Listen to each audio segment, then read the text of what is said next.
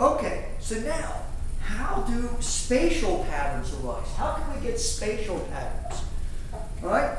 Well, how do we get temporal patterns, oscillations? We got them with delayed negative feedback. All right? So in space, it's exactly the same thing. The yin and yang of local positive feedback, and in this case, instead of distant in time, distant in space, negative feedback. Okay? So here's an example in time. All right? So we have positive locally and then delayed time. So there's distance in time from when an event happens. So this is backwards in time. We have something called lateral inhibition. All right? And that's called a Mexican hat in the parlance of people that do pattern formation for the following reason. Imagine you take this curve, this lateral inhibition, and you rotate it around the middle, then you get a sombrero. Okay? So here's the Mexican hat. The Mexican hat plays a key role in pattern formation in all of every model that you've ever seen of pattern formation is a Mexican hat. All right? This is, I'm in Virginia, so I probably can't make any political jokes or not. No. No? No. Okay, I was just going to say, that, you know, you help the rich and hurt everybody that's different, or something like that. But I won't say it. Okay, so this is an example of what's called lateral inhibition. Okay? And almost every theory of regular biological patterns is based on this idea. So let me explain how it works, all right? So in step one, imagine that we have a pretty much a uniform state, all right?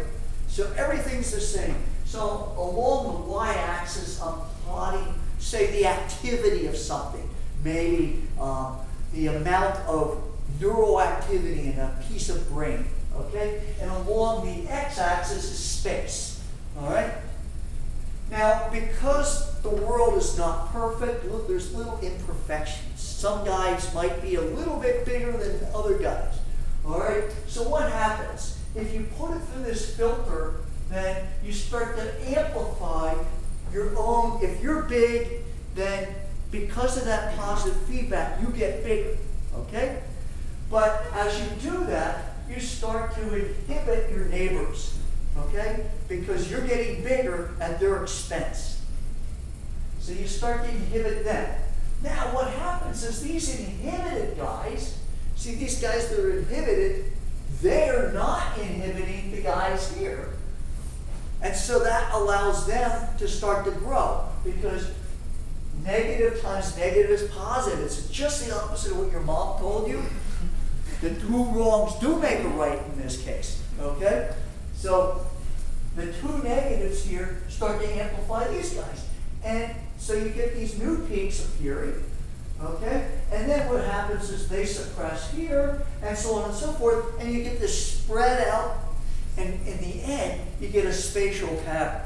So basically what's going on is the uniform state is unstable because of these local positive feedback and delayed negative feedback. If you guys have learned any Fourier series or Fourier transforms or anything like that, you can see it instantly. It's really easy to do this analytically.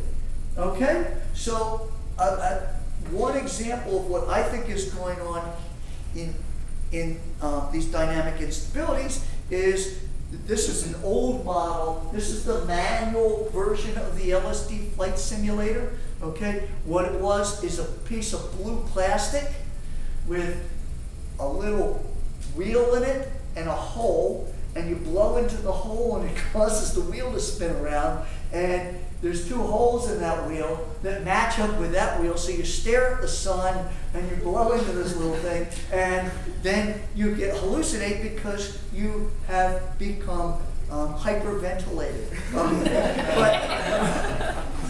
But an undergrad that worked with me made this device, and I want to show you, let me see, am I going to show you some, so here, let me explain the LSD flight simulator, okay?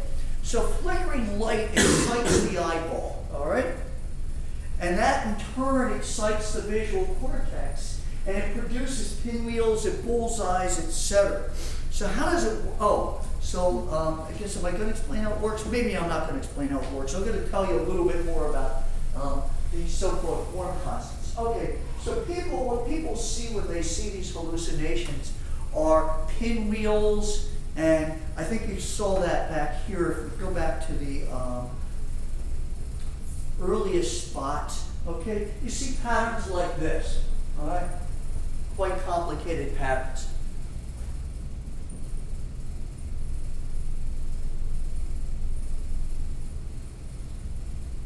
And here we go. Okay, so it turns out that there's this amazing, this is discovered in the 70s, 1970s, okay? This is discovered in the 70s, okay? That there's a mapping from the visual the visual field, the eyeball, to the cortex, the visual cortex.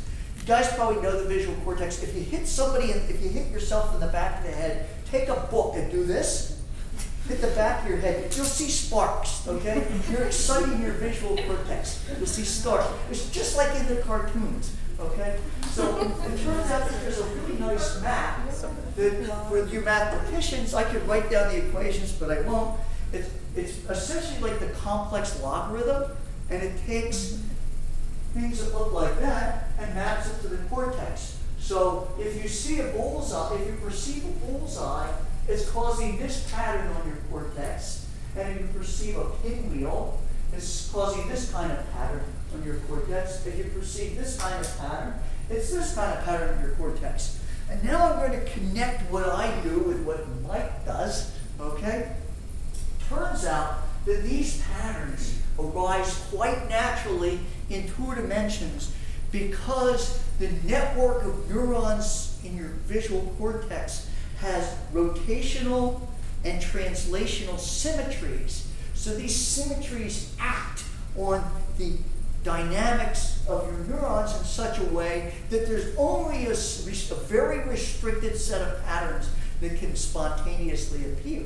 And these are exactly these kinds of stripes and checkerboards. And so that's naturally what causes these hallucinations.